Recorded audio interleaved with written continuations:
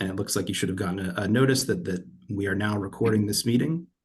I would also like to ask that questions be held until after the presentation. There are two ways to ask questions.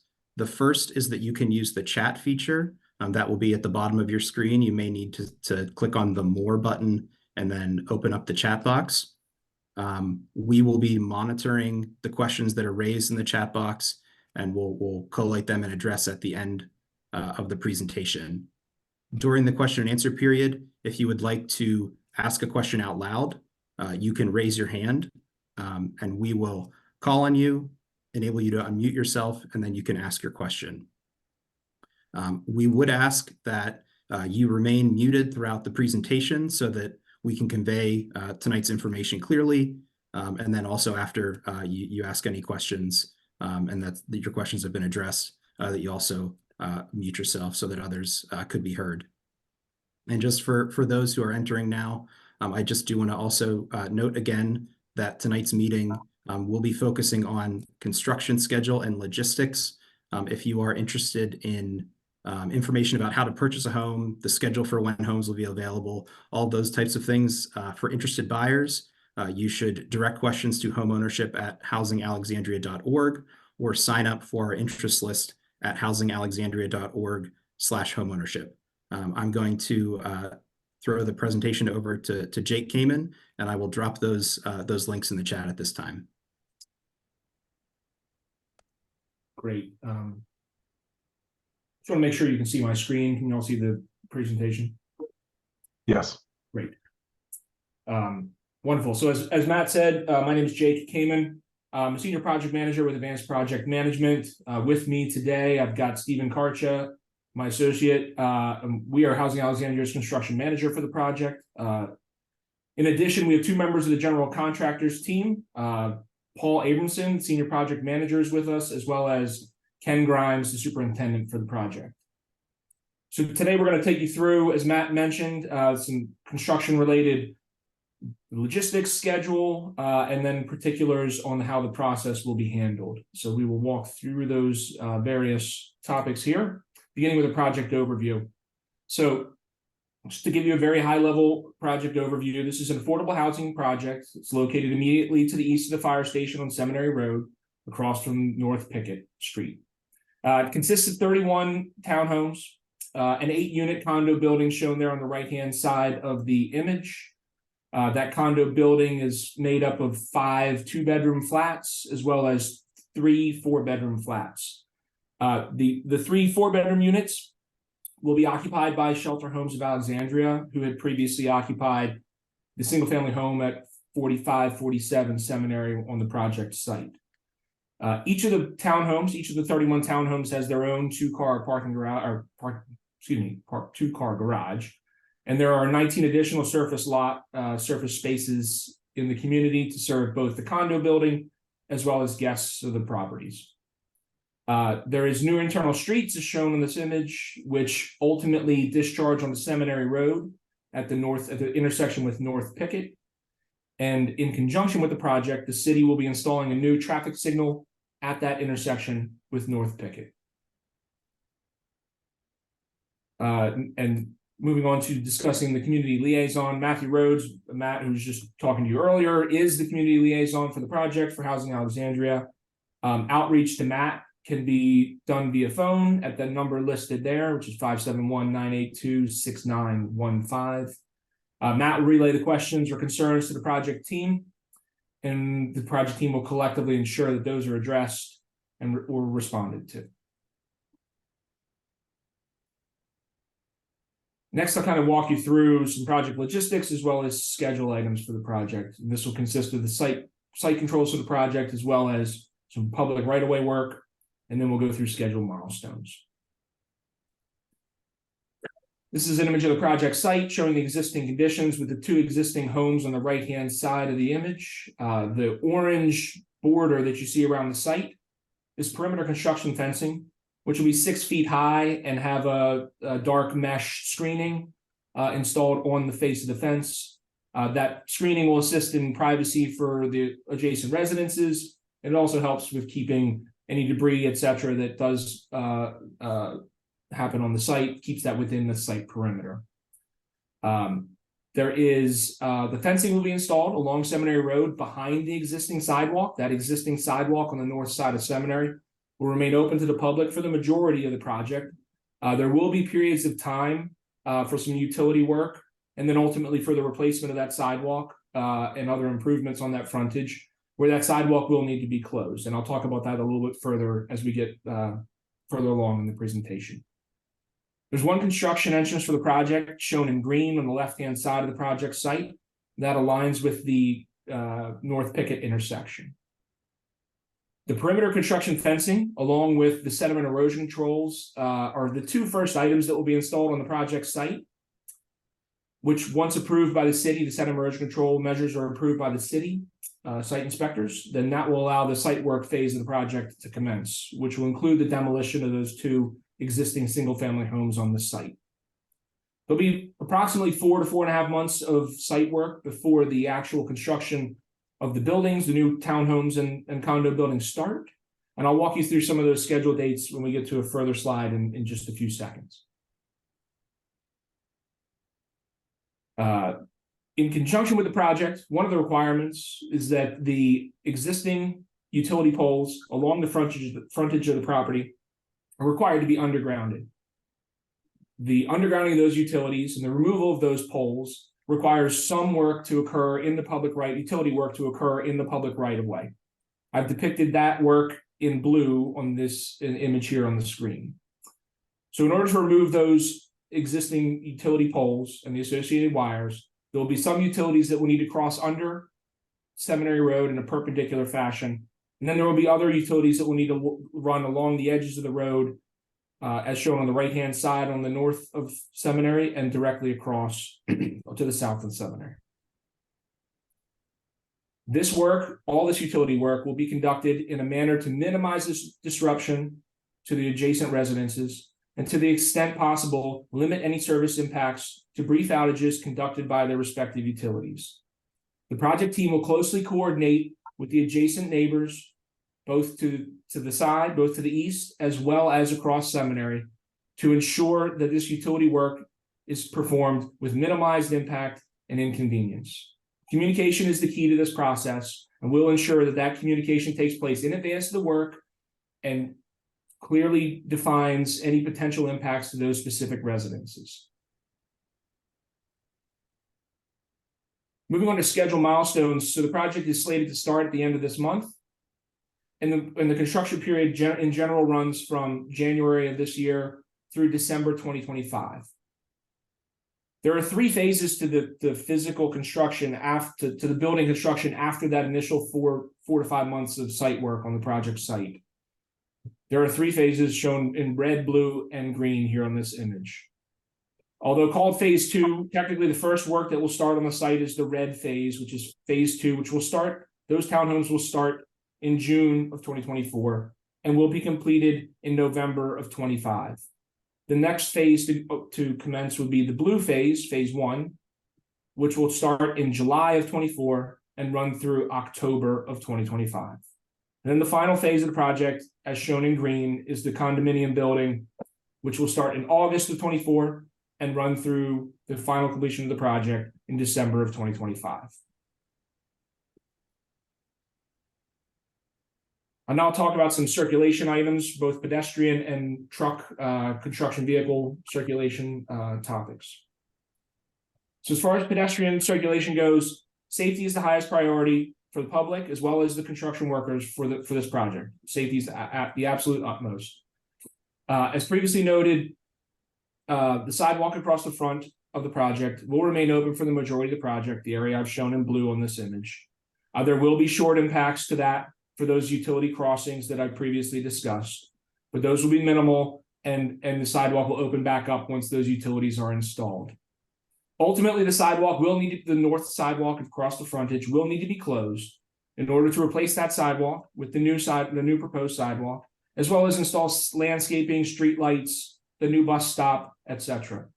That work will be conducted under a sidewalk closure permit, which will be issued by the city, and it will include requirements for pedestrian signage to divert the public to the south side of Seminary while that sidewalk is closed on the north. No matter what's happening on the project site via utility crossings or sidewalk work, at all times, one of the two sidewalks will remain open on Seminary to ensure safe pedestrian traffic along the roadway. Moving on to talk about truck hauling routes. Through the site plan approval process with the city, the city reviewed the truck hauling potential routes, and it was determined that all construction truck traffic will enter and leave the site from the west via 395. This haul route will be officially issued and approved by the city when they issue the haul permits associated with the project. Based on the scope of the project, there should not be a significant number of trucks on a daily basis coming or leaving the site at any one time, and therefore truck queuing on Seminary Road should not be a problem. Moving on to talk about some items from the construction management plan and how the project will be handled. Wanted to touch on the work hours for the project. So per the city's noise ordinance, the allowable construction work hours during the week from Monday to Friday are 7 a.m. to 6 p.m. Typically work is completed in advance of 6 p.m., but it will not start prior to 7 a.m. On Saturdays, the allowable work hours are 9 a.m. to 6 p.m. Saturdays are not an intended work day, but will be used by the contractor if a day is lost during the week due to weather or another unforeseen condition. No work is permitted on Sundays, and no work is permitted on City of Alexandria legal holidays. So worker security badging. So all workers, when they arrive on the project site for their first time, will go through an orientation, both for safety and project requirements with the general contractor. They'll be issued a numbered hard hat sticker, which each sticker will have a unique number, which is assigned to that specific worker. The contractor will maintain a list of workers' names on site and their associated numbers. In this way, if there's a problem with a worker that is noted by any member of the public, they can identify that worker by the number on the hard hat, and the appropriate follow-up action can be taken with that individual.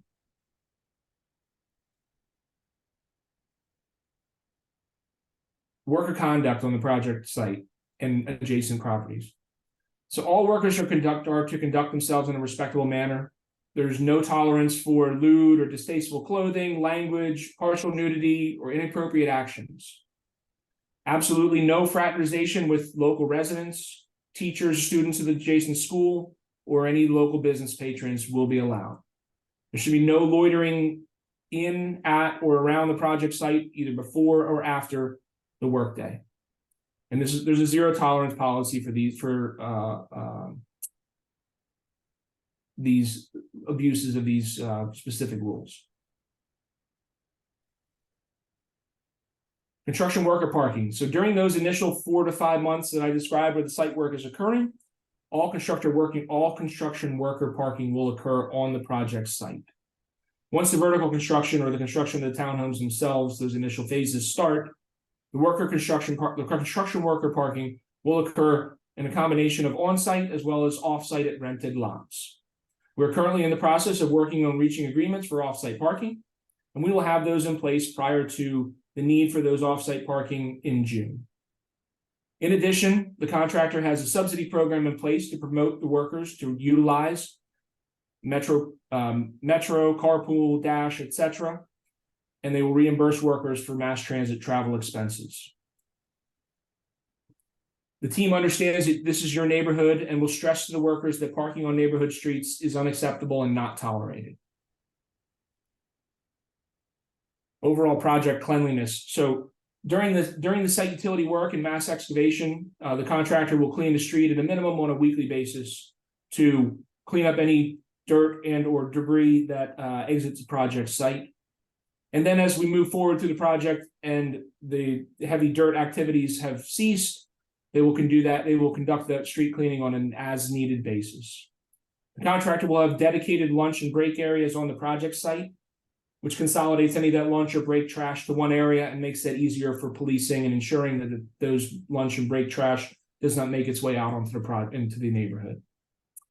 In addition, the contractor will have daily debris cleanup both inside the project site as well as outside as required if there are trash or other debris that migrate outside of the construction fence.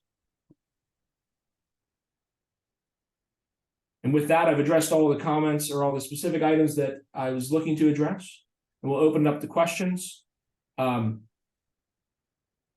I don't know if anything's come through in the chat, but now would be a time for questions. Thanks, Jake. As of now, I don't see any questions come through. We'll wait a bit here just to make sure there are no questions through the chat or the raised hand feature. Again, if you would like to ask a question, on the bottom row, there is a chat icon that will open up the chat, and you can send a chat to everyone or to the host. If that icon is not present, you can click on the more. There's 3 dots, and it says more to the right of the screen, and find the button that says chat. You can also raise your hand with the reactions feature, reactions, raise hand. We will be able to call on you at that point.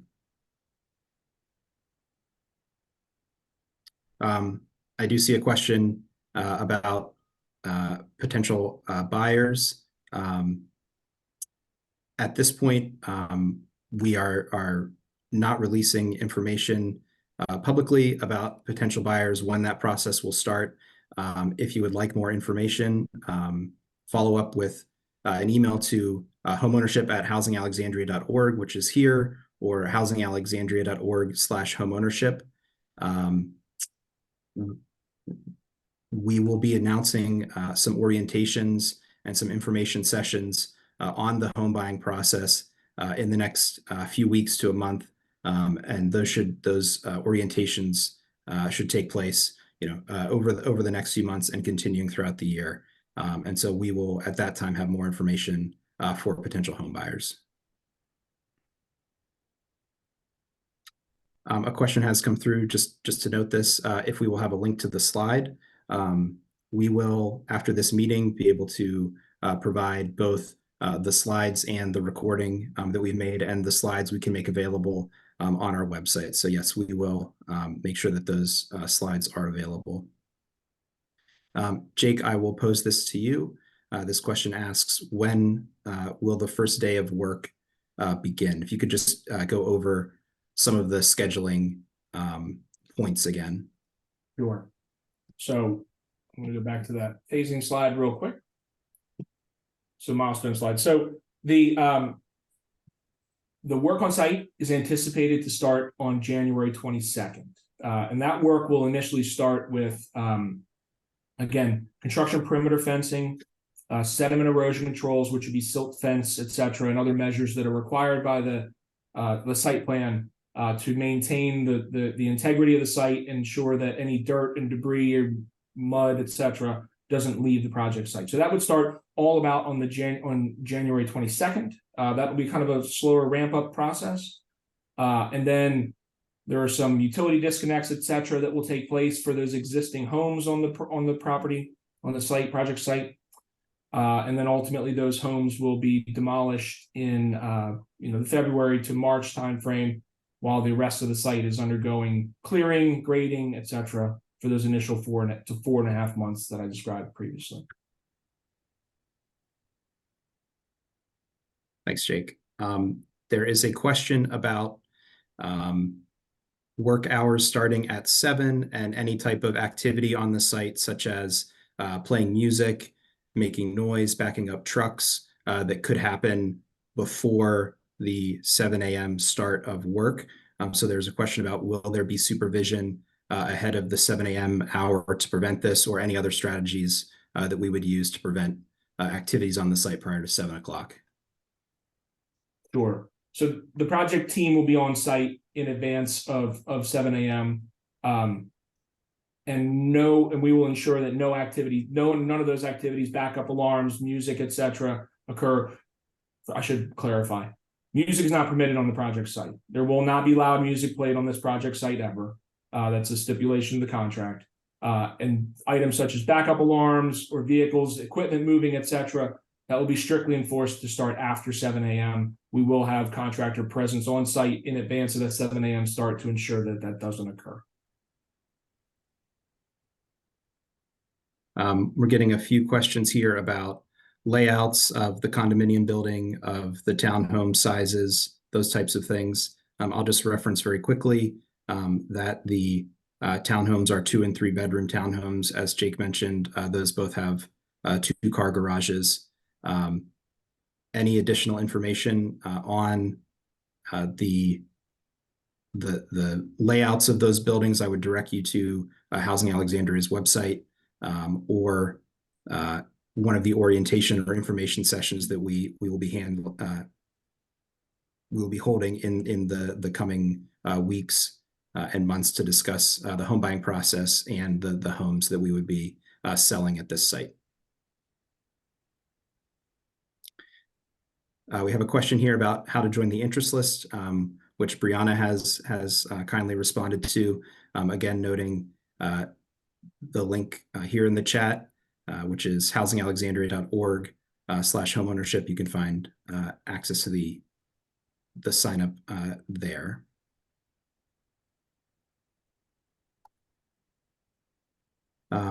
Jake, I'll pose this question to you. It asks, are you accepting proposals for post-construction site cleanup? And I believe this has to do potentially with general contracting proposals, and I'll let you answer that. I'm sorry, Matt. The question was post-construction. Oh, this is final cleaning, I would assume? Yes.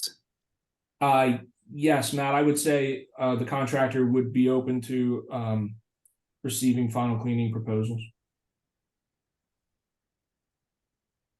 So we can if you are interested in that, please reach out to us. We can discuss that separately outside of this meeting. This question is in regards to utility service interruption in electric, gas, water, broadband, etc. during the initial phases. If you wouldn't mind, Jake, going over again the dry utility and utility plans. So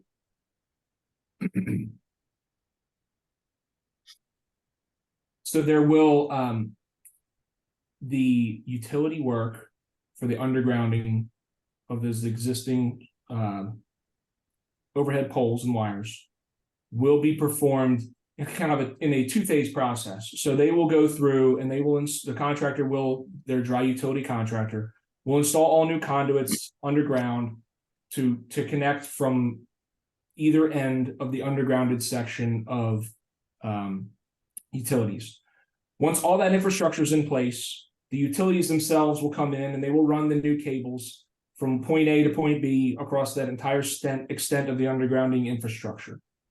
At that point in time, each of the utilities themselves will coordinate with and provide notice to the residents of any impact for the shutdown that is necessary to make the physical connection between the existing utility and the new routed underground utilities. This work typically is scheduled for off hours and it will also be conducted in as brief a manner as possible to minimize any impact to the residents' services. There should be no impact to gas, to water. The only impact would be a very brief impact to power and or communications utilities. So interruptions, Jake, just to clarify, interruptions would be not long-term throughout the project at any point, but point in time for very targeted reasons. Targeted reasons, targeted time period, and it will not be during that initial phase of the project. It will be after all the new infrastructure is in place and they're ready to make the cut over to the new utility. Thanks, Jake. Mm-hmm.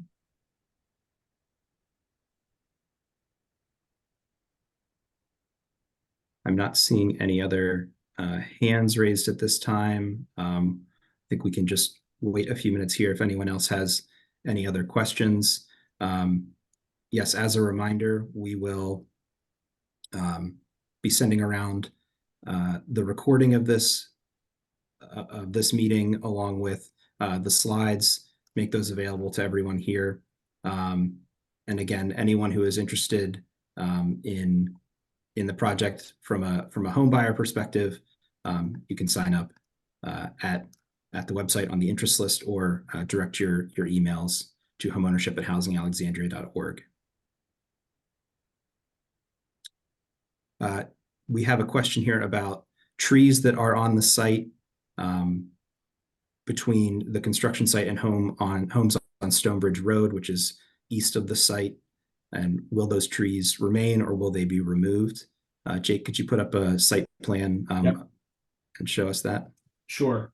So in general, the existing trees on the site, and I don't know if you can see my cursor, but where the new structures are being built, the existing trees will be removed. All of the trees on the northern and kind of northeastern corner of the site, outside of the orange area, all those trees will remain. However, the trees where the townhomes themselves and the condominium building itself, those trees will be removed. I'll note that there's also a heavy landscaping package that will be installed in conjunction with the project, replacing many trees and installing many more trees that are removed during this process. Thanks, Jake. Yes, that I was going to note that as well, that while trees are removed, trees will be replaced on the site and on the eastern edge as well, between the condominium flats building shown here and the eastern property line shown in orange.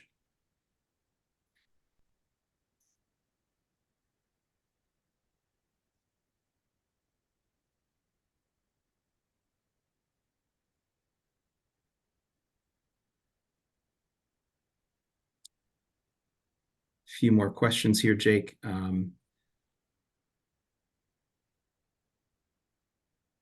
Discussing impacts of underground facilities for those living on Seminary Road across the street from the construction site.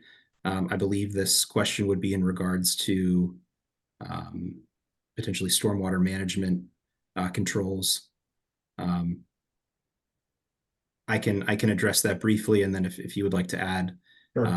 As part of the project review process, we were required to install stormwater management best practices throughout the site. Currently, there is an existing stormwater line that runs through the site. As if you can see, Jake, I think this is Jake's cursor that may be showing this. There's one line that runs from Seminary through the site, and it connects to a second line that runs from the east near the Stonebridge neighborhood across, picking up and then flowing north of the site into that wooded area. As part of the project, we were required to include a number of, like I said, stormwater management structures that would improve collection and flow of water on the site. And so that was all approved as part of the site plan and development review process from the city. Some of those features include these collection facilities that Jake was highlighting that are kind of in the northeast corner of the site. We also have bioretention planners at every stick of towns and the condominium building that help to collect water and run it through that system into this collection system. Jake, is there anything else you'd like to add about the bioretention and different features we have on the site? The only other item that I wanted to chime in on that was we do have porous pavement as well, which is another filtration and retention method that's in place on the project site. Matt, if I could chime in, I think that question could be interpreted two ways. One is what you and Jake just described. The other is the utility crossings and such affecting the houses across the street. I'm not sure the definition of what they wanted to say with underground facilities, but no, that would affect the conduits and such, as Jake had shown on the other plan that were in blue, would be installed in the public right of way at the sidewalk or just behind the sidewalk area. But but it would not affect you in really any way. Coordination of that work would be done so that you are aware of that, as we have to cross driveways and such, and the sidewalk would be closed. And at the end of the day, all of those areas would be restored to their previous conditions. I just saw that could be interpreted two ways. I want to make sure we addressed it in both. Yeah, thanks, Stephen. Points. Continuing on with the water discussion of water runoff. This question asks if we anticipate the fencing preventing water runoff onto the property or creating water runoff onto the properties nearby. If there are any methods of preventing water runoff during construction. I don't know if you can discuss this in relation to where the construction fencing and the different inlets and things like that will be located. Sure. I don't have a slide for sediment erosion control, but I did reference it several times during the discussion. So that perimeter fencing is really for security and again to screen the project site. The sediment erosion control measures are a very extensive and detailed approach that's required, that's developed by our civil engineer and approved during that site plan process, which involves silt fence or super silt fence, inlet protection, and other measures that are set up to specifically control, slow down, and maintain water on the project site and not allowing it to run off. And if it does leave the project site, it leaves the project site in a cleaner, the siltation is left behind through that sediment erosion control measures, so that any water that does leave or run off the project site would be again in a cleaner state than if it was full of mud or dirt and debris. So that whole sediment erosion control measures will be established and maintained by the contractor and inspected on a regular basis by the city site inspector as well. And due to that very reason, the city did require super silt fence, which is more than just the fabric erosion control fence. It actually has fence posts that are installed and mesh fencing behind it that support that silt fence up to make sure that it stays keeps its integrity to retain the water behind it and silt. And Jake, this wasn't asked as part of the question, but I will ask it. We have a number of inlets on the site. Could you just again remind us, a number of inlets, excuse me, on Seminary Road. Could you just remind us the cleaning process for the street? Sure. So the street cleaning will be performed on a weekly basis during the heavy construction, the heavy earthwork activities, where trucks are coming in and out of the site, and there's a chance that dirt could be tracked out onto the roads.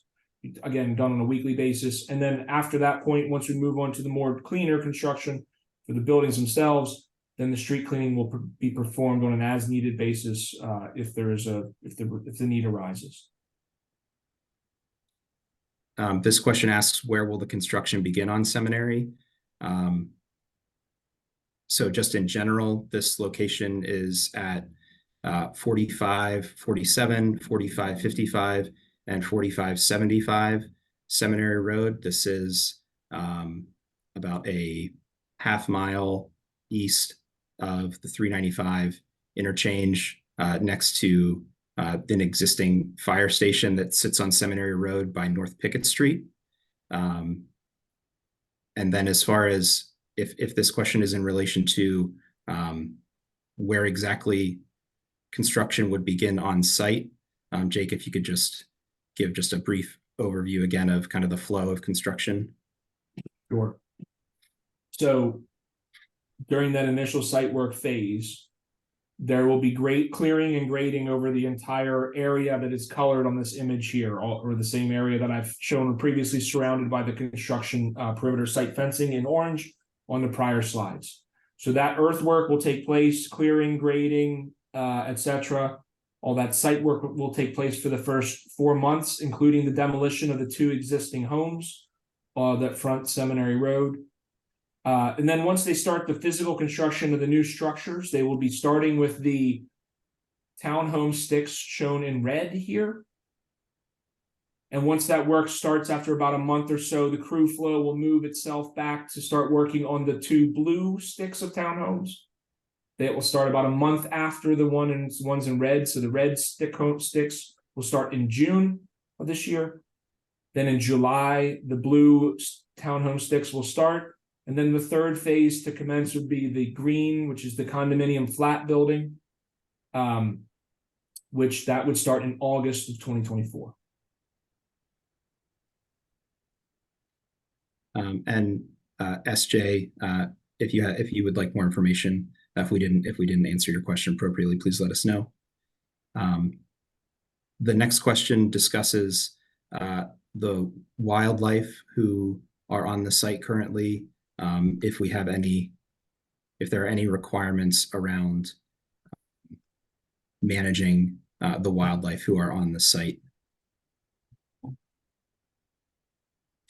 I'm not aware of any specific requirements regarding the wildlife on the project site. Steve, do you know of any? No, there's no specific requirements that the city required Housing Alexandria to address.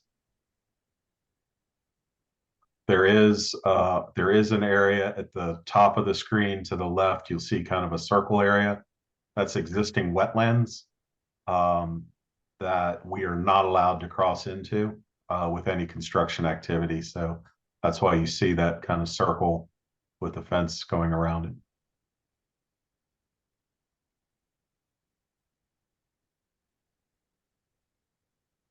Jake, if you could describe in a little bit more detail for us the signal and crosswalk work. What will we be doing at the intersection of North Pickett and Seminary Road? Okay. So in conjunction with the work performed by our contractor in Housing Alexandria's project, there is power work shown in blue here, which is part of the undergrounding process, which crosses from the north side of Seminary to the south side. That work is the sole work performed in this local area at the intersection that is performed by our project. The city, in conjunction with the installation of the new traffic signal, will need to run underground conduits and infrastructure on 3 sides of the intersection to install the new traffic signal controls and arms for the signals to control both the traffic on Seminary Road as well as from North Pickett and exiting the project site. That is all local to that intersection. And again, the conduit work, etc., loop signals, etc., will all be performed by the city's traffic signal contractors. We've already started dialogue with the city and their transportation department to order the signal pole, and we'll be coordinating with them closely as far as when our work will be completed out in the public right of way in those areas, so that we're not stepping on each other's toes for them to do their work in the right of way as well. But that signal will be installed and up and running prior to our development, or will be up and operational. Whether they put it into service or not and how they do that is the city's direction, but prior to our development coming online and being open.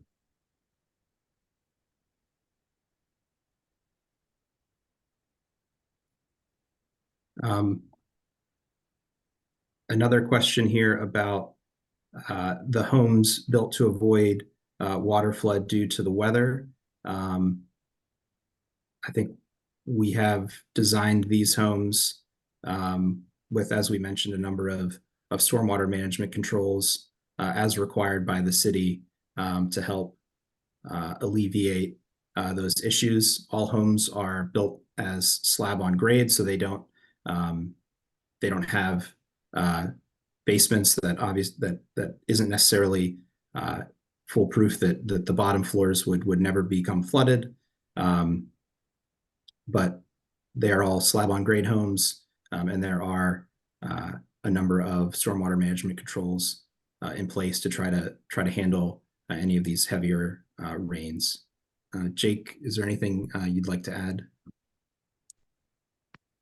I don't think I have anything specific to add to that, Matt. Okay, thank you. We have a question about how tall the condominium flat buildings are. Will they be 3 stories or more? Jake, I'm not sure if on your slide it shows, but the condominium flats building is 3 stories. It steps down about halfway through the building, so three stories to the right of the building, as shown, are slightly higher, and then the grade of the site slopes back from Seminary to the rear of the site, so from south to north, it slopes, and so as it falls down the slope of that hill, the building itself is stepped down. So it's 3 stories, but it becomes staggered in a way where it appears, a separate structure. And I believe, I'm trying to pull up the plan here.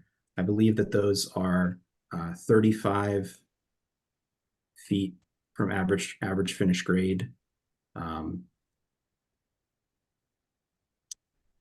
That is for the townhomes. I know that 35 feet. So both for the townhomes and the condominium flats, the height requirement is 35 feet above average finished grade. So at various points around that building, it will be various heights based on the grading and the stepping down of the building around the middle of the building. But the average finished grade again is 35 feet.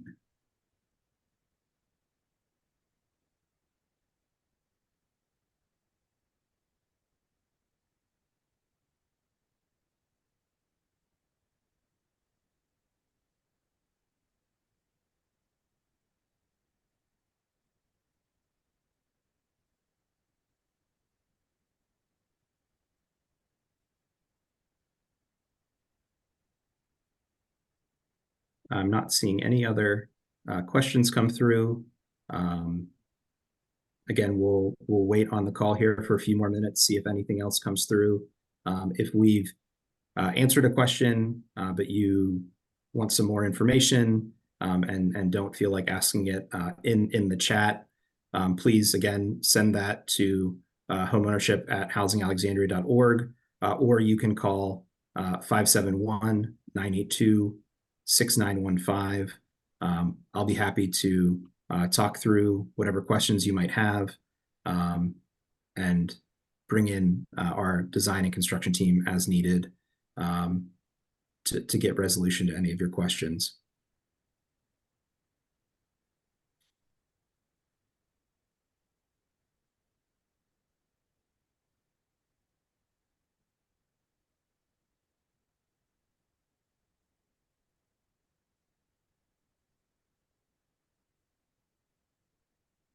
All right, I think we may have exhausted the questions. Again, if you have any questions, please give us a call at 571-982-6915. Anyone who is an interested home buyer, again, that email is homeownership@housingalexandria.org, or our interest list at housingalexandria.org/homeownership. At some point over the next few days, we will make this recording available to those on this call and those who weren't able to attend. So be on the lookout for that. It will also be posted to our website along with the slides. So with that, I'd like to thank everyone for joining us tonight. Thank APM and our construction team for presenting this information. I can say from Housing Alexandria that we are very excited to be working on this project, and we will make ourselves available to everyone in the community to make sure that this project goes as successfully as possible, and that everyone is happy with the final product. So again, thank you for your time tonight. We will see everyone later. Thank you.